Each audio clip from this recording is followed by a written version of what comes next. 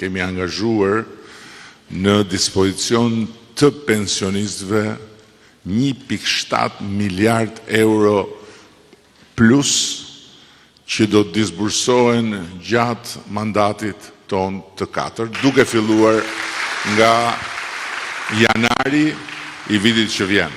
Dhe çdo vit do të financohet 2 fishi i vitit më parshëm.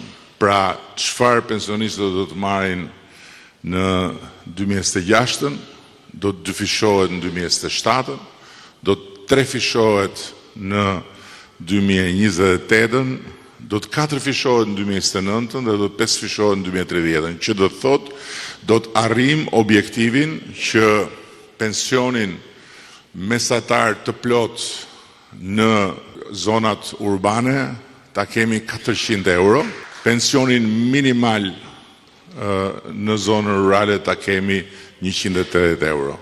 Është një sforco shumë e madhe nga pamja financiare, por është një sforco që ne më në fund mund ta bëjmë në buxhetin e vitit që po të roket, qysh nga janari, paga minimale për të gjithë shqiptarët që jetojnë me punë dhe që sot e kanë 400 euro, do të shkojnë në 500 euro. Do të jetë paga minimale jo vetëm e përsëris, jo vetëm atyre që punojnë në sektorin publik, sepse kam dëgjuar që thuhet kjo gjë që amëse kjo është për punojnësit e shtetit, jo.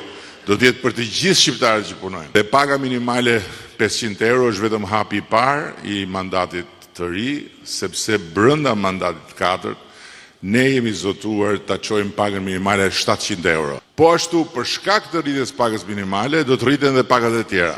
Do të rriten pagat e tjera në sektorin publik, por siç ka ndodhur dhe më parë kur kemi rritur pagën minimale, do të rriten dhe në sektorin privat.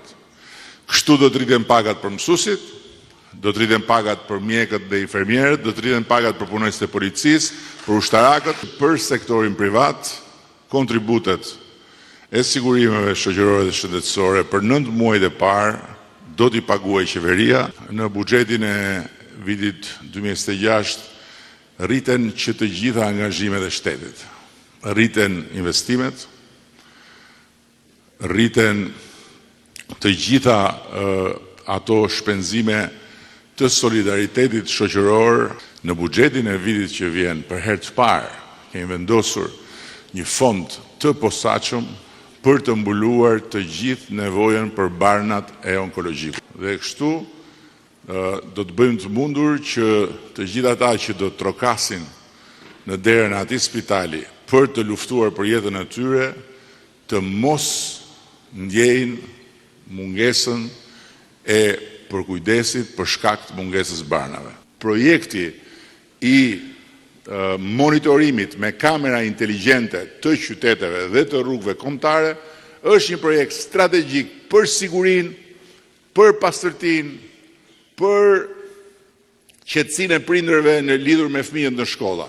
Përmendet dikë që unë nuk ja përmend emrin për shumë vitesh edhe që merrem me të vetëm kur ka fushat, se jam i detyruar se aty jemi në arenë dhe duhet më u marr edhe për ndryshe as nuk e dëgjoj ç'a thot, as nuk e llogaris. A është as është, realisht.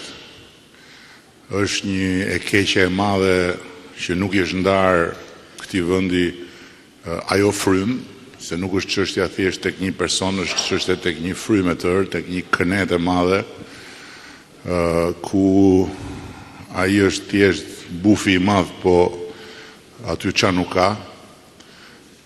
Dhe e mira e kësaj pune është që fjalët që unë them dhe që ne themi, njerëzit e kanë shumë të thjesht i vërtetojnë, sepse kur ne themi do jepet bonusi, njerëzit kanë mundësi ta vërtetojnë do jepet apo s'do jepet.